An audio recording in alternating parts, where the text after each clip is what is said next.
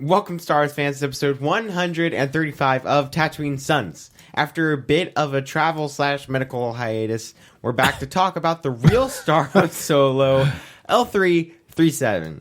Droid, please. Yeah. Before that, we've got some updates on another Disney Plus Star Wars series, some speculation on Ahsoka's return in Mandalorian, and Sam will probably want to talk a lot about Boba Fett. I told y'all. Yeah. I never doubted you. All right, save it for the you. show. Hold on. Yeah. It's time for Tatooine Sons. It's true. All of it. What is the name of the porg on the Millennium Falcon? Force is strong in my family. What do you think his name is? It's a big moment. I am a Jedi, like my father before me. Maybe Turbis? Do or do not. There is no try. Turbis? Pablo, if you're listening to this live stream, that porg's name is now Turbis. It's a good Star Wars name. We're not done yet.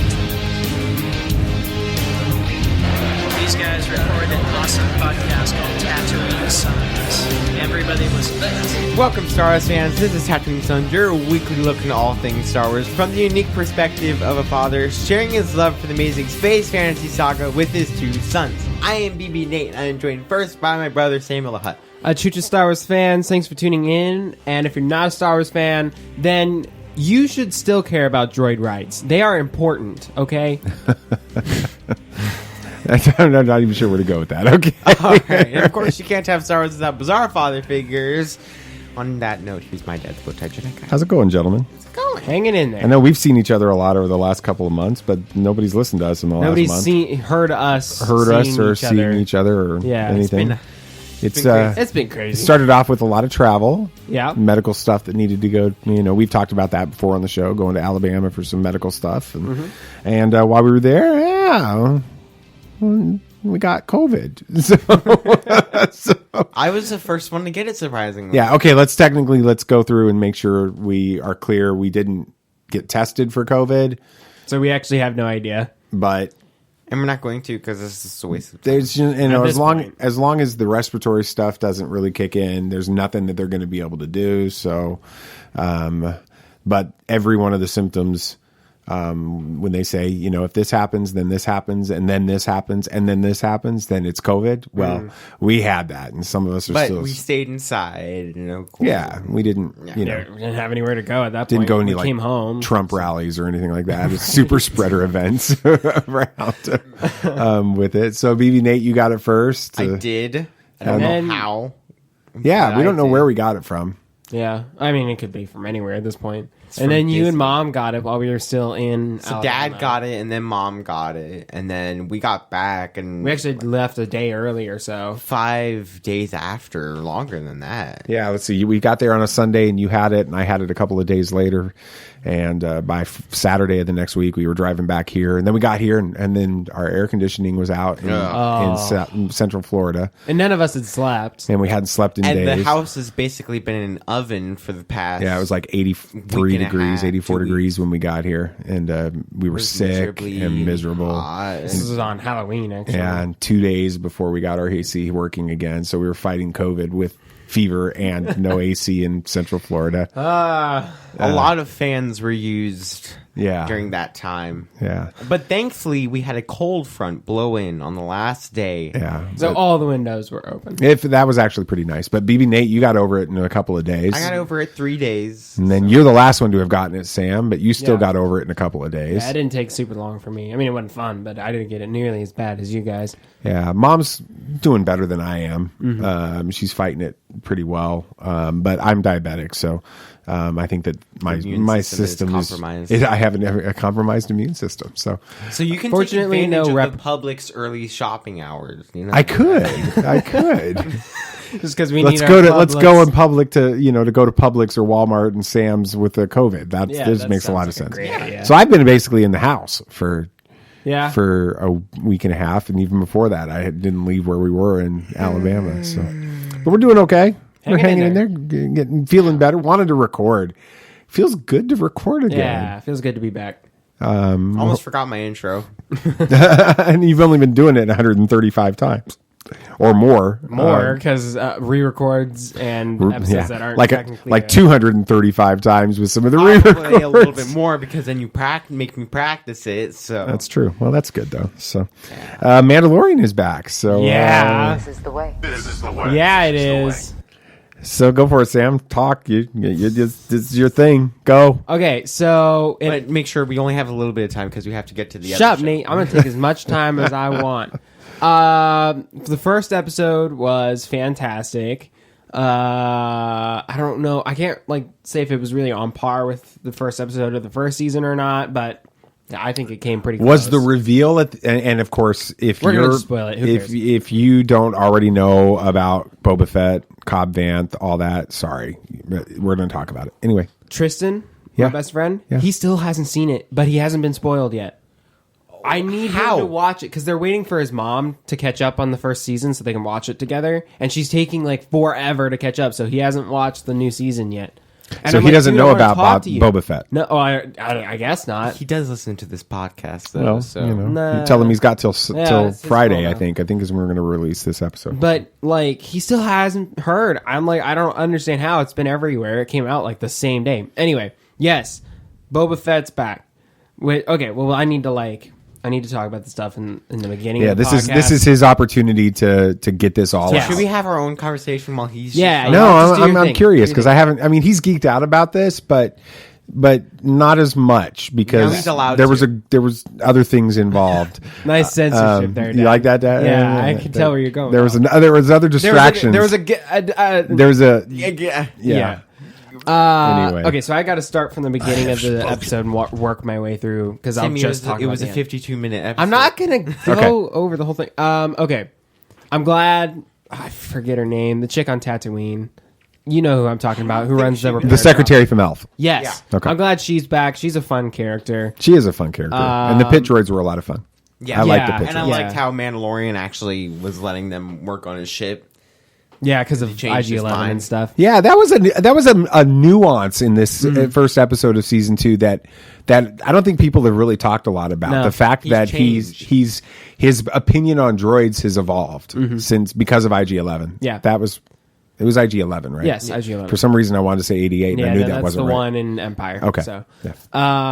so that was neat. I'm glad she's back. Cobb Vanth is a really fun character. I mean, we said the first season, wow, this is such a Western in Star Wars. No, this episode was straight out of the Western book. I mean, it was You've called got- The Marshal. Right. You've got this little rinky-dink town in the middle of nowhere with just a single road going down the middle. Where does the Mandalorian go to get information first? He goes to the saloon, basically. He talks to the bartender, and then in walks this sheriff with the spurs, and he's got the holster that hangs way down on his hip and stuff. But what was cool is Cobb Vanth found Boba Fett's armor, right? So he was wearing it, but you could clearly tell it didn't fit. I'm like, it looks like what a bad cosplay looks like. That's true. You know? You just notice the details. Here's the thing, though. I could see myself cosplaying I was Cobb saying Vanth. you could do a good Cobb Vanth. I could pull that off. I could work on that for you. I know everything I need to know about costuming. It would be a lot of fun. That's cool. It's a cool character. Yeah. Do you guys realize that his storyline in this contradicts the storyline in Aftermath? Well, we don't need to get Really? Oh, yeah. I figured it did because I was trying to remember where. There's exactly. the way he gets the armor is different. Do you think they're trying to slowly retcon Aftermath with all the stuff that went on? No, I don't think so. I think that they've made the decision and they've talked about it. Matt Martin's talked about it. Paulo. Oh, and he worked with Freetown, not Mos Well, this is Pelgo. Freetown. Oh, okay, Yeah, okay, it is Freetown. So, but the story group has made it clear if we're going to have to make a choice between novels, comics, and live action story will take precedence, and we need to do what we need to do for the story. Yeah. You can wrap your head around making it work to some extent, but not to the same. That's why The biggest issue is there's this unity between the Tusken Raiders and the residents of Freetown in the aftermath, in the third aftermath novel. And maybe that came after this episode somehow. No, it didn't. Okay. It doesn't work. Okay. It doesn't work that way. So, it was interesting. It was cool. What do you think about Cobb Vanth? I enjoyed the character. I really did. It was really cool. I hope we see more of him in this season or in a whole miniseries. Wait, don't get ahead. So. I just want to see more of this character. Okay. I think it'd be really All right, cool. so you can continue now, Sam. Is there anything else you wanted to talk about? Oh yeah, I'm not done. Well, we got only got like, 45 minutes left, so It's fine. all right. I liked how there was like almost a duel between Cobb Vanth and Mando. Okay, we have to admit, Baby Yoda had a lot of great scenes in this episode. Yeah. I kind of thought Baby Yoda was an afterthought in this Really? episode. Well, in the first one, yeah. Well, I can't really remember any scenes from the first one. All the ones I'm thinking of are from I the can second remember episode. a lot from the first one. Okay. I mean, just one comes to mind. When they're about to do the duel, you've been seeing like they kept cutting back and forth to Baby Yoda like playing with his pot, and then Baby Yoda seeing that. Oh yeah, might yeah, have yeah. to yeah. shoot out, and Spittoon or he goes whatever. into this. He gets into the pot. And The spittoon. It really looked like a spittoon. I think that's what it was. It was in a bar right next to the door. Yeah. So Cobb Vanth was like the stereotypical sheriff character, which I really liked. I liked how it was still did the Western feel, and it was like, I mean, cowboys and Indians teaming up. Yeah, like the Tusken Raiders and stuff. So that was cool. What do you think about Din Djarin, the Mando's way he interacts with the Tusken Raiders in this series? I love it. I love how it's starting to make the Tusken Raiders feel not as much as like monsters, I guess, is a great way to put it.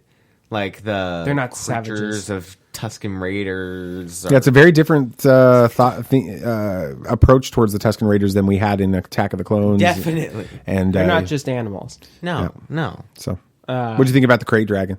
Oh, that was cool. Okay, so I thought I heard somewhere that like there's two different kinds of Krayt dragons. There is. There's like the greater Krayt dragon, which is what we saw that big here, boy. and then the lesser Krayt dragon, which is like a smaller, like kind of looks smaller. So there's the Crater Dragon. But people are saying that the lesser Krayt Dragon, the skeleton we see in A New Hope, is of that. Is that of that? Lesser. Okay, So. yeah, I could see that. But I love that creature. I think it was a good start, and it was fun to watch them try and take it down. I loved how they changed the aspect ratio. Yeah, It was really cool to just see it zoom in, and the visuals were fantastic as usual. So it was just Yeah, that was definitely a Like, unique decision they made. after he killed the Krayt Dragon, he has all the armor and stuff. And then as he's driving away off in the sunset, it narrows in and it looks just like straight from a Western. And then the best part of the entire episode, we see this silhouette up on the ridge, looking at the sunset and watching Cobb Vanth drive away. And immediately I'm like, that's got to be Boba Fett. That's got to be Boba Fett. And then it turns around and you see it's Tamora Morrison. And, God, I lost It was so the funny thing is, as it started to narrow down and he started to drive off in the sunset, I'm like, that was a really great episode. Yeah, it You was. know? It was a great I thought it was first fun. episode. Yeah, I'm like, that was great. And then it zooms out and you see this character like, oh, wait, forgot we had to have a reveal. all right. So you get 30 seconds to gloat. Go. yeah, I mean, I told y'all. I never thought he was dead. I never thought. I knew he had lived. Timmy, I never but doubted I believe. you. Shh. Other people did, I'm sure. They were wrong. I knew he wasn't dead. He's too cool to just die like that. I like how they had to call back to how hitting his jetpack makes it go off. I was still fun. believe, though, that Tag and Bink were the ones that saved Boba Fett. I don't remember that From the story comics? specifically. It was so ridiculous, but it was awesome. That's cool. Anyway, yes, so you had a I'm good glad time. he's back. I want more. What'd you think about episode 2 or chapter 10 or whatever it was? It was intense. Yeah. Definitely a little creepy. I saw somebody say, well, great episode. Saw it once. Are you guys like really aware of the controversy over the eggs? Oh yeah, people are pissed. Why? There's this. It felt to me so much like old Return of the Jedi and Empire Strikes Back. Okay. It felt like that kind Yeah, of like Yoda. Yoda Eating getting into weird stuff, kind of just making having fun, Being weird. It felt like Somebody was like, the real lesson of that episode was that when Yoda went to Dagobah, It wasn't for the Force. it was for the food, and he's the apex predator on Dagobah, and there was probably a celebration when he died on that planet of all the creatures. It's like a buffet for him, basically. but somebody was So like, these are unfertilized eggs, but people are like, they were important to Fish Lady and frog. I thought it was a frog. Yeah, she's more whatever like a frog lady, whatever her name is. We're gonna see her again because you see her in the trailer with her see husband. her, in the next, I'm assuming the next episode that's coming so. out in a couple of days. So, But I mean, I saw somebody and he's like, I'm glad I didn't get spoiled on it. He's like, great episode, but I had severe arachnophobia. So that was very fun. yeah, spiders Everywhere. Now you guys immediately associated those spiders with season 3 of Star Wars Rebels. as soon as I saw Immediately. the first one. Immediately. Okay. Yep. And I, You doubted us? no, I didn't. I mean, I didn't doubt it, but they came out and tied it to concept art Ralph McQuarrie did for Empire Strikes Back from Dagobah, which there's connections there too. I loved how Rebels used a lot of concept art from Steven Stanton brought it up on Twitter the other day, a couple of days ago, about how there's a connection there to Star Wars Rebels from his perspective. So That's cool. Yeah, I thought it was fun. I hope there's Yeah. a few more, maybe bigger. So, do we see Boba Fett again? Yes. In this series? Oh, yeah. In this series this season? Yeah. Has to be. They're not going to just throw it in and then be like, know, we're done with that. I don't know why he would have to go back to Tatooine though.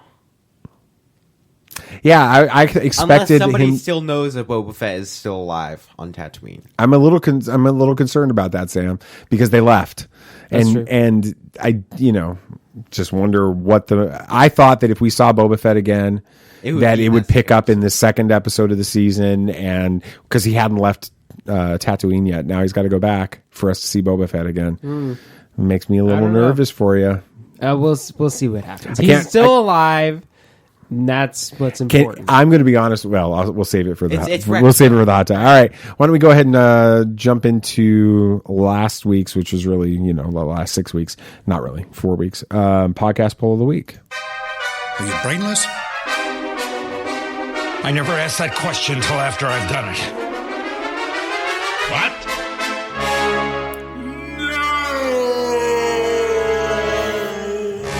Very surprised by the results. This was actually a really know, good this poll is for nice. us to do after having not done a poll forever, because the answers, it's kind of like whose line is it anyways? The points don't matter. Yeah, the answers are all made up and the points don't matter. So last week's poll is R2, because we're talking about droids, the dynamic droids of Star Wars. Is this theme series that we're on Yes. right now? Is R2-D2 the real hero of Star Wars? And we had 4 possible answers. Yes. Yes, or yes. So Very wide range of options. what's really interesting is, our last place was a tie. So There is no loser. there is no loser. We're R2 always wins. Whenever R2 is around, we're all winners. So Please. So we had yes with 64.4%. Yes. that's the yes runaway winner. with in third, A tie. second, Yeah. whatever. Third, we have 15.6% Oh, that's true, with yeah. yes, and then yes and yes were tied, both with 10% actually. Impressive.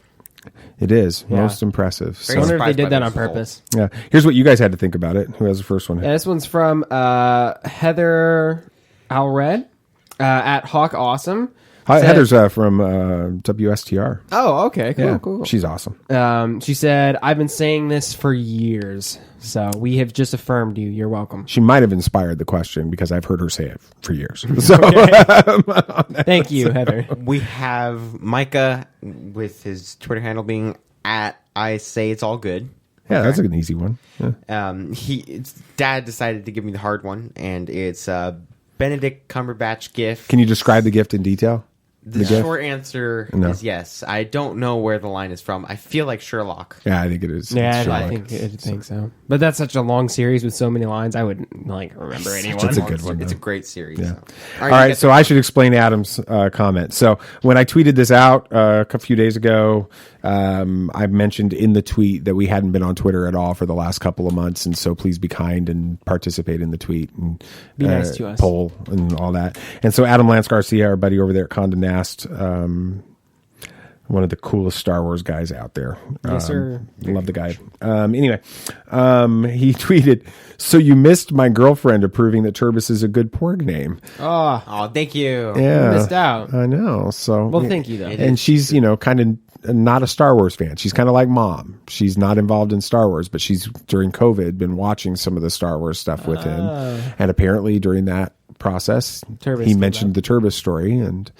Cool. And she approves. So, well, thank you. Yeah. We have the it's Adam a Lance great Garcia's name, so. girlfriend seal of approval. That's pretty awesome. Yeah, I think we need to print that out, put it on the wall somewhere. That's it. So this week's poll is going to be all about L3-37 because that's who we're talking about. Yes. So, and we'll just get your initial reactions before we go to hot takes. L3-37 is a great droid, annoying, just another droid, or other comment below. We'll start with you, BB Nate. Go. I love the character, but there are other droids that I like better. Okay. So I'd have to say just another droid. Just another droid? You don't really have a kind of a meh. So it's closest to just... It's a good character, but nothing that I have... Who's your favorite droid? Chopper or BB-8? I don't know. There's just a lot of great droids. It's hard to choose because AP's great, K2's great. BB. It's definitely a four-way tie between K2, AP, Chopper, and BB-8. That's a really indecisive, very standard BB Nate approach. So, decision. What about you, Samuel? What would your answer be? Oh, a great droid. I think she's a lot of fun. She's like K2SO, but even sassier, and I think that's fun to watch. She's smart, and now she's even a part of the Falcon and stuff. So, well, don't tease it too far ahead here. Yeah, We're going to talk about that in a second. Spoilers. But before we do that, we're going to have to do a little bit of hot takes. So, a Reddit theory has Ahsoka as the prisoner of Moff Gideon. What? Leslye Headland is sending mixed signals about her Disney Plus series, and there's a new Boba Fett series rumor. That's all next on hot takes. This is where the fun begins. Well, you want the bad news or the really bad news? Impressive. Every word in that sentence was wrong.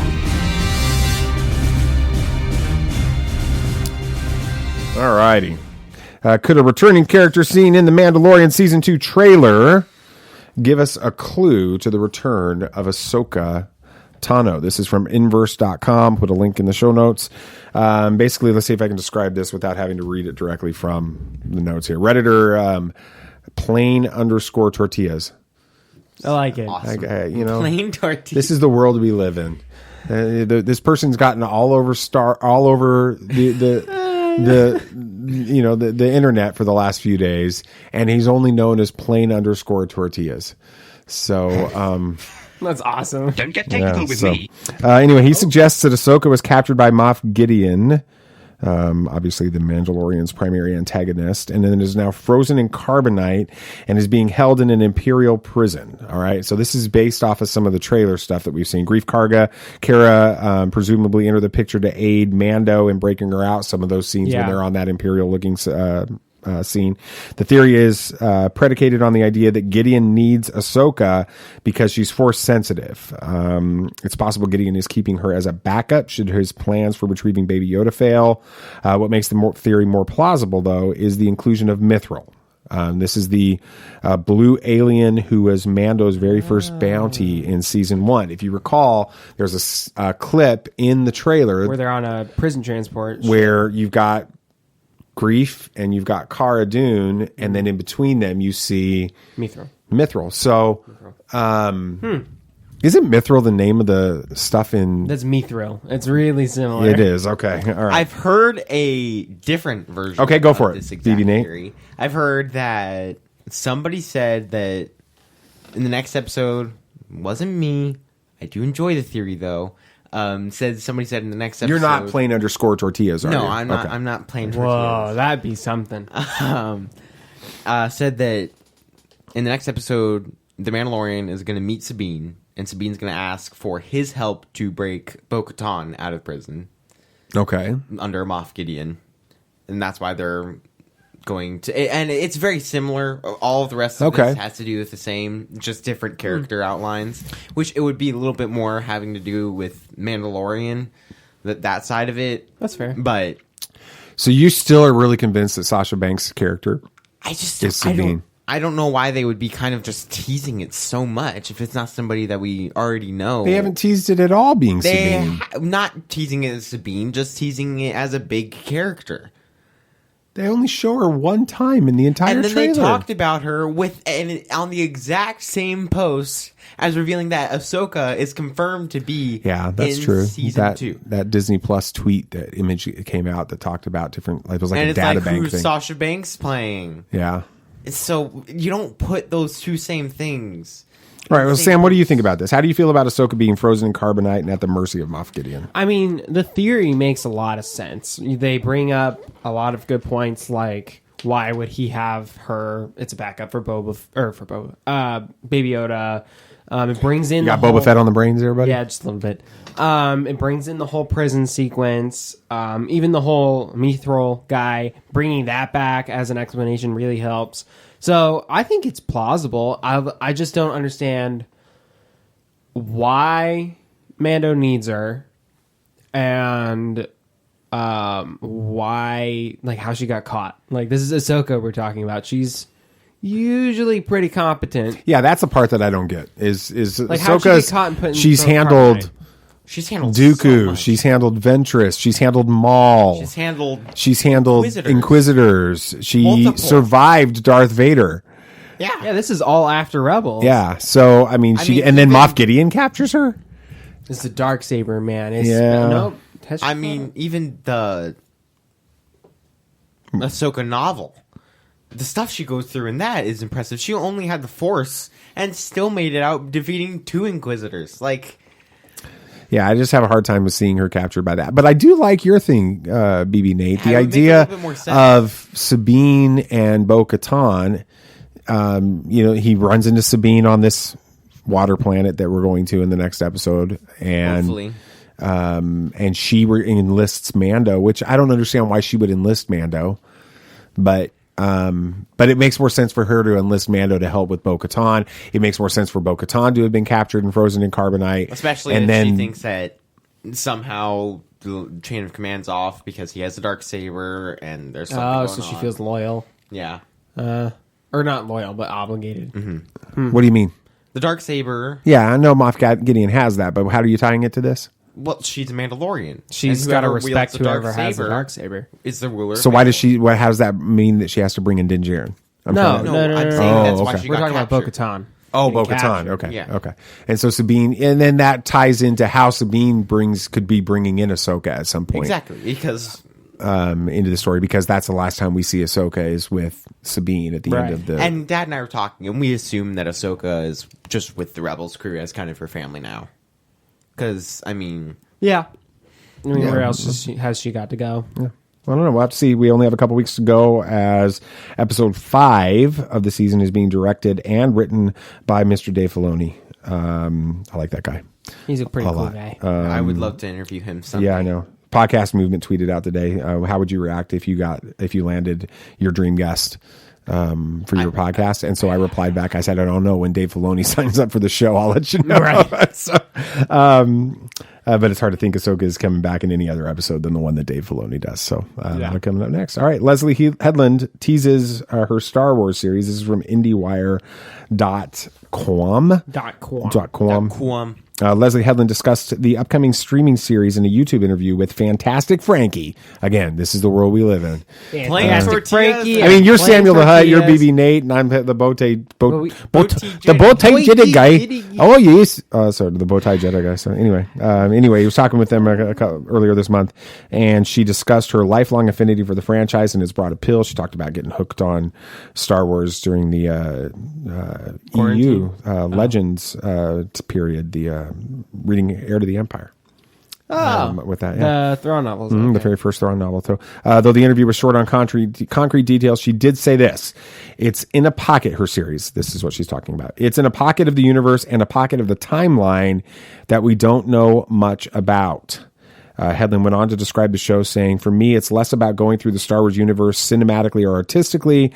I'm actually kind of combing through it geographically and going on a literal journey. When we were pitching, I had my designer create that Indiana Jones, like, here we go, and then we go here, and then we go there. Red dot. Yeah, with the little dotted red line, like, this is our journey, this is where we're going. Headland has also said that the style of the show will be a female-driven action thriller with martial arts elements. BB Nate, when you hear all that, what do you think this sounds like to you? Confusing.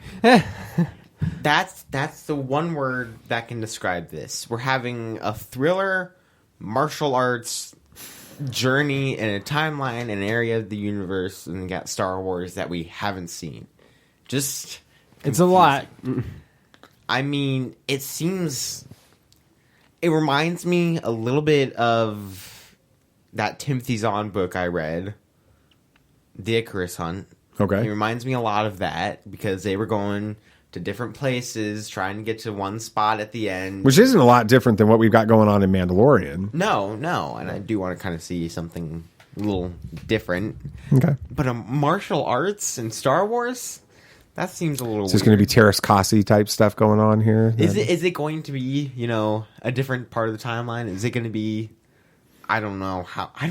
Samuel Head, do you think this is Dr. Aphra? Indiana Jones style? She's already referenced Indiana Jones. She's it's female driven, but we've already know that. Is this Dr. Aphra? I don't think so. I mean, I don't. I mean, that's what everybody originally thought when this series was announced. I mean, the Dr. martial arts Aphra. thing's weird. I don't think Dr. She Aphra, definitely is not a martial arts. She's a lot like Han Solo. She throws a punch. First. That's about all she's got. Like that and a blaster. I mean, not even any of her crew. Could this be Guardians of the Wills content? Ooh. It reminds me a lot of the that Guardians could of the work. Will book. Chirrut Imwe. Yeah. That kind of stuff. Although when she mentioned the journey thing, that kind of reminded me of... it sounds to me like Lord of the Rings almost. Like, because if you think of Lord of the Rings, it's much more of a journey than anything. That's what... Yeah, it's a there and back again. Yeah. There's a map that you can follow the whole story. So that's kind of what it reminds me of in this, which can obviously work as a storytelling element. So do you think it's like somehow these Guardians of the Wills, I don't know, maybe lose... It could be in a completely different section of the galaxy. I know. And have nothing to do with the Force. It might have nothing to... I mean, this could be... We could be so far left field. The only reason I keep bringing it up is it's female-driven, and she keeps referencing Indiana Jones, and those two to make me think Dr. Aphra. Yeah, but then she throws in a thriller with martial arts. Yeah, the martial arts thing is really what's throwing me off, because you don't... If you think about it, the one thing that comes to mind is that the most likely thing is definitely a Guardians of the Wills. Because the Guardians of the Wills have been in a timeline we don't understand very well. That's true. We don't know... Because they're ancient. They go back a long time before we get to any... the place could be anywhere. Unknown regions. There are so many wills. Mm-hmm. And they're pretty well known for their combat and their protection. So, I mean, you read the Guardians of the Wills book, and it's all having to do with how the Wills act. And, of course, it was newer because it was Chirrut and Baze.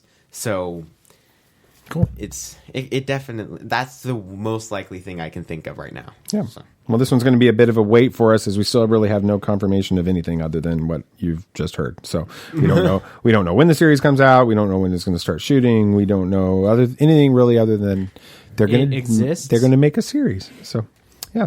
All right, here we go, Sam. This one's for you. Yeah. He's no good to me dead. Is a Boba Fett miniseries in production. This is from comicbook.com and then also Deadline. Lucasfilm is reportedly aiming at a mid-November shooting start, which is like right now, on a Star Wars miniseries focused on Tamura Morrison's Boba Fett, who returned in the season 2 premiere of Disney Plus series The Mandalorian. According to a late Thursday last week report from industry trade magazine Deadline. Are they reputable? They are reputable, but they generally don't quote sources very well. Did they quote sources? No, I don't know. I didn't look at their stuff. So, the still rumored Boba Fett series will film next week ahead of a late November or early December production start on the 3rd season of The Mandalorian. Other sources indicated a possible spring 2021 starting date on the new season. Details are scarce, and the famously secretive Disney Lucasfilm has not yet confirmed or announced plans for a Morrison starring Boba Fett series. Samuel the Hutt, is this just too good to be true? I got a bad feeling about this. I take any sort of rumor like this with a grain of salt, because we have heard so many, like, there's a Boba Fett movie coming out rumor, and then it goes away, or there's that Boba Fett series was literal. I mean, it was Josh Trank, and then he got canned, and then it was mangled. That series? A real Boba Fett movie. Wow. It was a standalone movie. Like that's right. They had a director, and then they fired the director, and they brought in Mangold, which is the one that did Logan, and they canceled the series, or they canceled the movie. And so, is this that storyline? And if so, what do you think the story should be about? Jeez, Boba Fett's is one of those characters where he's cool, everybody likes him, but we don't know like much of his story at all. I mean, the most we got from him was what was seen in Clone Wars, and that's just when he was a kid. That's like how he gets his start, and that's about all we've got. The rest of his timeline is really sparse. So, I mean, it could be any number of things. They could pick any point in the timeline and go with it. It could be between 3 and 4 while the galaxy's still kind of finding its footing, and he's got to find a job, so he's still young, so that could be an interesting. Well, I guess they couldn't do Tamara Morrison at that point, so that does limit the timeline a bit. I guess if they were going to use Tamara Morrison, they could do some de-aging stuff. They've done that before. True, and he'd be wearing a helmet probably for most of it. True. So, I mean, they could do a younger Boba Fett as he's finding his footing after Episode 3 and stuff. They could do original trilogy Boba Fett and what he's doing around that time period while he's like kind of in his prime of and hunting for Luke and on Darth Vader's behalf. And then how he gets out of the Sarlacc pit. I think that's and what he does has been doing all these years. Yeah, because we don't really know where he stands when it comes to that. We knew he was a bounty hunter, but he doesn't really do that anymore. We can kind of tell he lives on Tatooine. So kind of just looks like a nomad. Yeah. Yeah. What does he do? What's his purpose? So I think we do see post 6. Yeah, I like that idea. All right, BB Nate, you and me are going to have a little conversation here. Sammy, take off your headphones. So no, he would still be able to hear. Yeah. So, can you imagine? Let's just say that this series isn't happening. Okay. And then, can you imagine if they don't show any more Boba Fett in The Mandalorian? All we got was that little glimpse of him at the end of, and they don't do anything else. The first of Chapter 9, of the Marshal. That was that one, right? The Marshal. Mm-hmm. Yeah. And they don't do anything else. Does this, just between you and me, not Sam, does this play into the criticism of Boba Fett that he's popular just for being popular and he has absolutely done nothing in the Star Wars galaxy? If they do nothing with him, which I don't think they will, because I think Jon Favreau and Dave Filoni care too much about the series just to leave a character behind. If they don't do anything, which is unlikely, I think it does, because the hype was way too high. Some people said it was Rex, which doesn't make any sense. It's just the hype was way too high for it. Everybody's like, it's Boba Fett. You don't have Boba Fett's armor in that entire episode and then have that be Rex. That's stupid. Yeah. So and Rex wasn't disfigured. Rex had hair. It doesn't make sense. Facial hair. That's called a beard. Yeah. Oh, that's what those are. Yeah, you wouldn't know, Sam. But yeah, no, I can't grow one. It would play into that. Yeah, Sam, are you going to be okay if that happens? I've never combated the idea that he's just popular for the sake of being popular. I liked him because he's cool looking. I'm just being honest with you. I thought he had cool armor. So yeah, if that's the case, it's going to play right into that trope. But I'm okay with that. I know now there is actual canonical confirmation that he is still alive. But I don't think, like Nathan said, I don't think you bring in such a popular, beloved character, make such a dramatic reveal with him, and then do absolutely nothing. That would be horrible, wouldn't it? Like it would be stupid because they could get a lot of traction out of that. Yeah, I can't imagine they do that. Toys they could sell. Right. All right. Well, before we get Boba Fett in a miniseries, let's hope that we get a little bit more of him in The Mandalorian. Yeah. So, all right. When Solo, a Star Wars Story, released in May of 2018, we all went to the theater excited to see Han and Chewie and Lando and to be introduced to Kira and Beckett and Val and Rio and all of those cool characters. But the character, in my opinion, who stole the show was... Maul. Well, he stole the show differently with that. That was pretty much. You're right, but I think as far as major character in the movie, L3-37 stole the show. She was larger than life, and she's really a powerful example of principle and commitment to a cause. Bulky religions and ancient weapons are no match for a good blaster at your side, kid.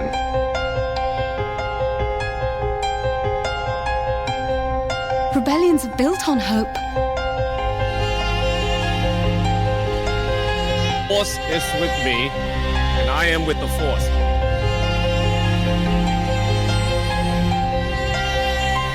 If you live long enough, you see the same eyes in different people.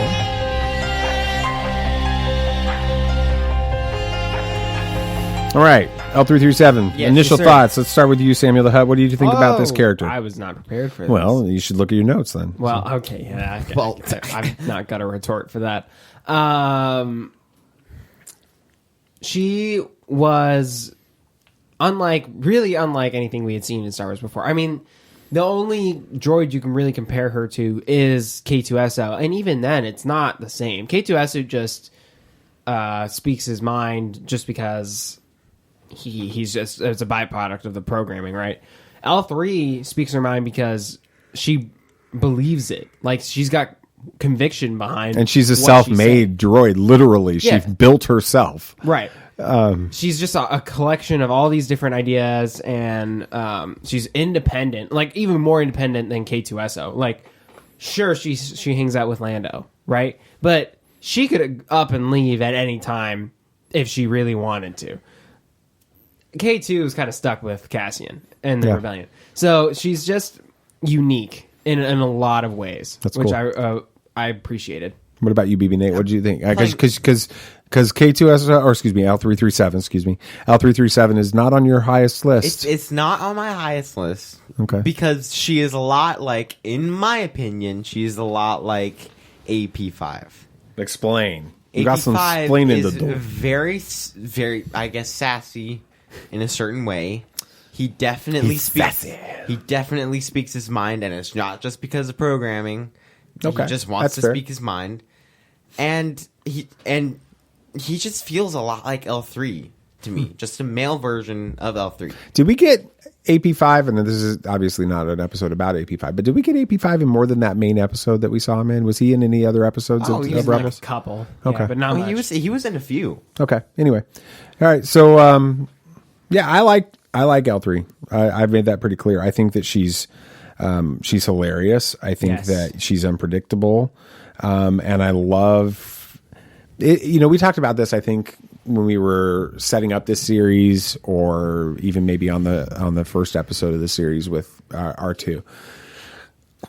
Droids themselves, you would think that they don't have as much personality because they're robots, they're droids, right? They wouldn't have the same type of personalities, or as distinctive personalities. But I think that their personalities are even more distinct than in some of the main characters, the humanoid characters. They're almost more one-dimensional. Not in a bad way, but like they have one specific characteristic or one specific like trope that they fill, and they take it to the highest they can, and it works for the droids. You can't do that with people; it just gets cliched and stuff. Their personality has to be so personal and has to be so connected to them, because they can't show their personality like humans can. Definitely, that's what I've loved about that's droids. true. There's no facial expression or very little of that, so they have to body language is kind of, you can't tell. So it's just that's why I've always loved droids, is because their personalities have to really show through how they act. So it's just. Yeah, I like I said, L3-37 is a fun character for me. She was one that I didn't expect to like as much of the character.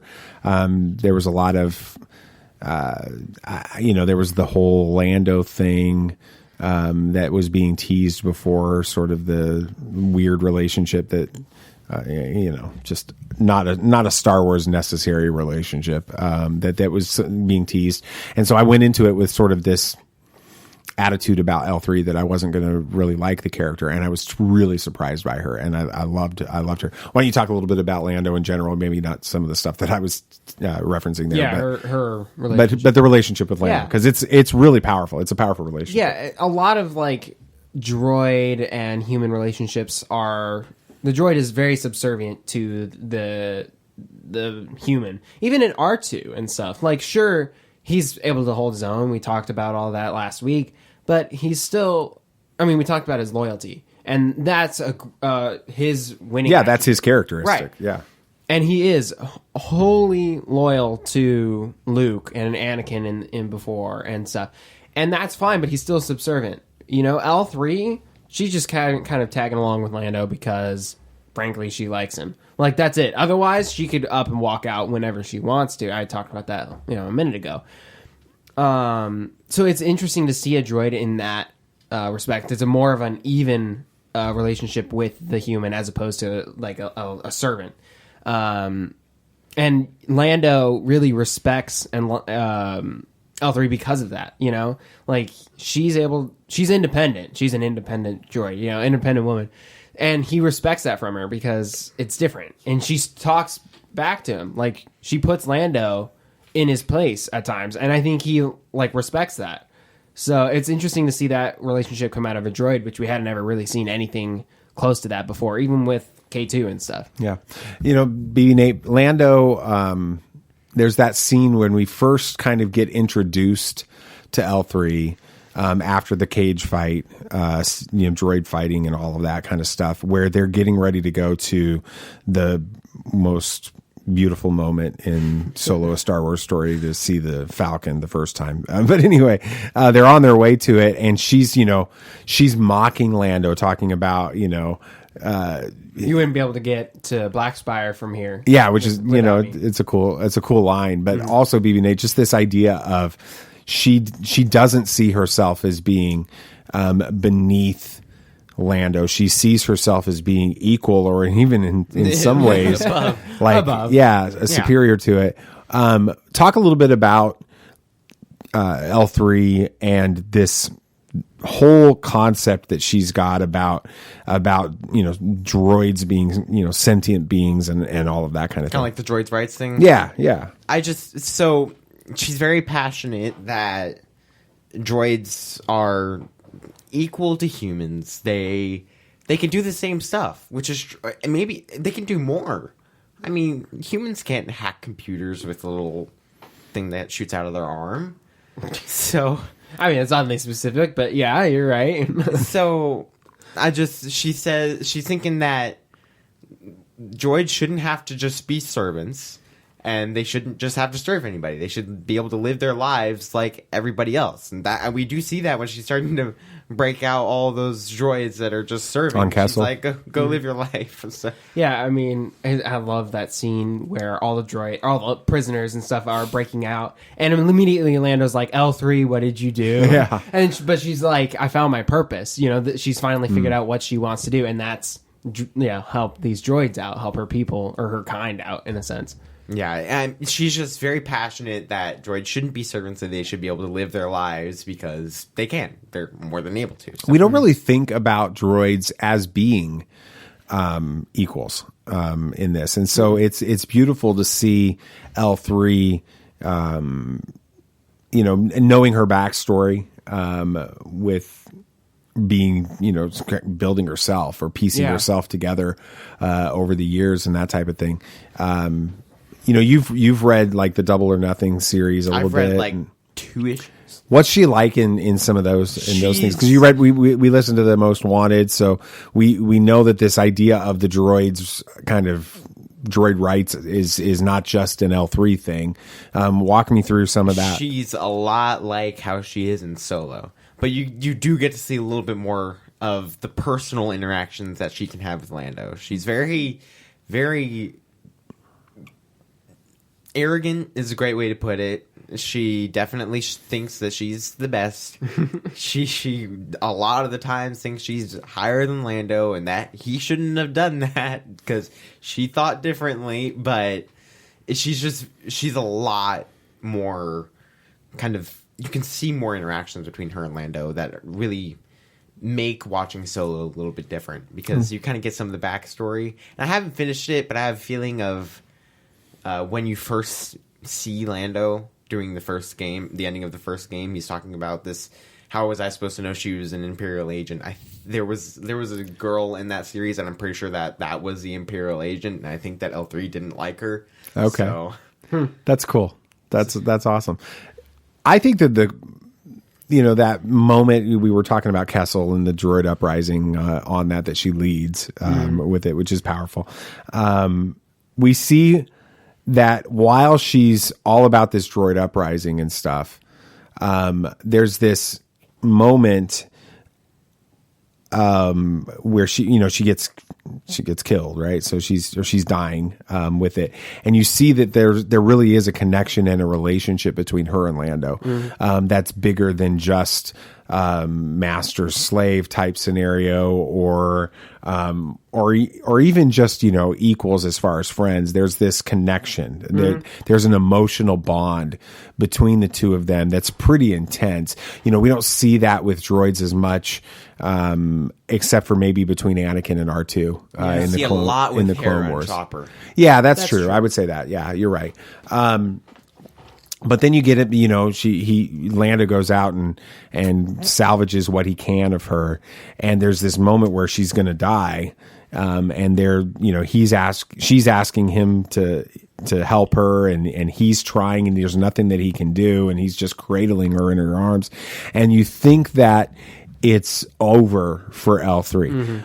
I love the choice that Ron Howard and the I don't know if that was part of the Lord Miller version of the movie, but I love the choice that they made in Solo, where they upload her and her ability, because they tease it earlier on in the story that she's got the best nav computer and the ability that Lando's ever seen. They upload that into the Falcon itself, and L3's personality becomes part of the Falcon, and that changes a lot of the way that you watch the original trilogy. Yeah, knowing that the Falcon's a character. Yeah, I mean, even Han keeps calling her a girl or her and that kind of thing. It's almost like that it's obviously a retcon, but the retcon makes the relationship that Han has with the Falcon different, including Lando too. His relationship's way different. Like when he sees it in the sequel trilogy and stuff. That's going to make a huge difference. Yeah, absolutely. I remember reading The Last Jedi. I think we've talked about this on the show, but reading The Last Jedi novelization and getting towards the end of it, and there's this conversation that's going on within the Falcon between the different computers, and one of them is sassy and a little bit off color and that kind of thing. And I'm like, that has to be L3. And so that was fun to be the one that noticed that. And actually, I reached out to Jason Fry, who wrote the novelization, and he said that he's been waiting for someone to bring that up, and they hadn't brought it up yet. And didn't I at some point before the movie call that L3 was going to be uploaded? I think you did. Yeah. Yeah, I think I did. That was a lot of fun. Yeah. You can see that in like before she gets uploaded in the Falcon, she's like trying to calculate stuff, and it makes the noise that the Falcon makes, and she has to hit her head to get it working, just like how you have to hit the Falcon running sometimes. It was awesome. Yeah. So, well, for this week's dad moments, so I am your father. It's amazing that in Star Wars a droid can feel more real than some of the human characters. And L3's personality in Solo really does come through loud and clear. She's confident, she's quick-witted, and then most of all, she's principled. She knows what she believes and why she believes it, and she really doesn't care if you agree with her or not. And in our world, that's dominated by political correctness, she's a character we should all try to emulate a little bit more with that. So awesome. Next week, who you guys want to talk about next week? Which droid should we go with? There's just so many. I know. BB Nate, you're the droid guy. You're not going to choose? I'm not going to choose. It's like choosing your favorite child. Let's do Chopper. I was going to say Chopper. Let's have some fun with Chopper. Yeah. So awesome. All right. Anything else you guys want to talk about? Anything else? Yeah. So scientists found a planet that is very similar to Star Wars' Mustafar. That's the description is it rains rocks, has lakes of lava, it's also and constantly has hurricane strength winds all the time. Does it also have really cool battles? I hope. Better have the high ground. That's all I have to say about that. So hello there. Yeah. All right. I wonder if that's a hot destination for tourists. Ooh, yeah. All right. The Lego Star Wars Holiday Special sends Rey back to the prequel and the original trilogy. Yeah, we've seen the trailer, and that's coming out in a few days. So it's like the end game of Star Wars. It's great to see Rey with the yellow lightsaber. I love that. Yeah. And I really like just the direction that it's going. It seems like it's just going to be a really fun... I think it's just funny. going to be fun. Yeah. It's going to be nice to have something come out in Star Wars new and just designed to be fun. But you know there can be people going, oh, the story doesn't make sense. I don't know. It's Lego. It's not canon. I know. Yeah, it's Lego. They're so take I think it too seriously. I think that we're going to be okay. I'm excited, though. I am very excited. I'm very cool. All right, so Felicity Jones, she played Jyn Erso. Yeah, that girl. She says she wants to return to the Star Wars franchise, which is cool, right? Yeah, I can respect But then her quote creates a challenge with that. She says, and again, I'm quoting her, I think it would be fascinating to see her getting older and wiser and fighting the dark forces in the universe. So, I don't think that I don't think that works. She's kind of to the dark side. That didn't work, but anyway. Yeah. She's really living up to her name at the moment, though, Stardust, so it's really not feasible. She is Stardust. She's literally Stardust right now. She said that, you never know, that could be reincarnation in Star Wars. I mean, yes, but I think that happened with more of like a Force user or something, not some random soldier. Yeah, I don't think she's going to be coming back to Star Wars. But wishful thinking, you got to give points for that. Yeah, you go, girl. Okay. Give us a rating and review. On that note... please give us a rating and review on iTunes and Google Podcasts and most of the podcatchers that you use. It really just it helps people find the show, which is great. And it boosts our we haven't had it in a while. Yeah. We're starting to lose confidence. This is why sad. This is why we haven't been uploading for a while, because you guys haven't been giving us reviews. No, I don't think that's it. it. That's not it at all. So. And it's just, if people do see these glowing reviews that we love to read on the air, if they don't have language, and are, positive, they see this glowing review, then they might actually want to listen to it. Yeah. I know there's some podcasts I listen to, I have to look at reviews first to see if they're okay, because I've had a couple that I'm just like, I should have looked at the reviews first, because they're really bad. Yeah, and then while you're at it, go ahead and just follow us on our socials. You can follow us on Twitter, but we're doing a little more on Twitter. Yeah, but we're not quite as active as we used to. Really, where we're most active right now is Facebook. So just find us at Facebook, at Tatooine Sons, and just give us a like, follow, and you'll see whenever we post an article, share an article. You okay over there, BB Nate? You going to yawn through the end of the show here? Is that, So yeah, go ahead and give us a quick follow. That's awesome. Yeah, we appreciate it. Yeah, you guys, thank you so much for listening to the show. We definitely love being able to do this, and love that you guys listen to us. And although we're not sure why, we're gonna try to do it consistently going forward. And any thoughts and prayers for us to continue to combat this COVID stuff, then we'd appreciate that. That would be awesome. All right. Anything else you guys want to share? May the Force be with you. May the Force be with you. May the Force be with you, always. This party's over. I like that Wookiee. Don't get technical with me. Droid, please. Yep, yep.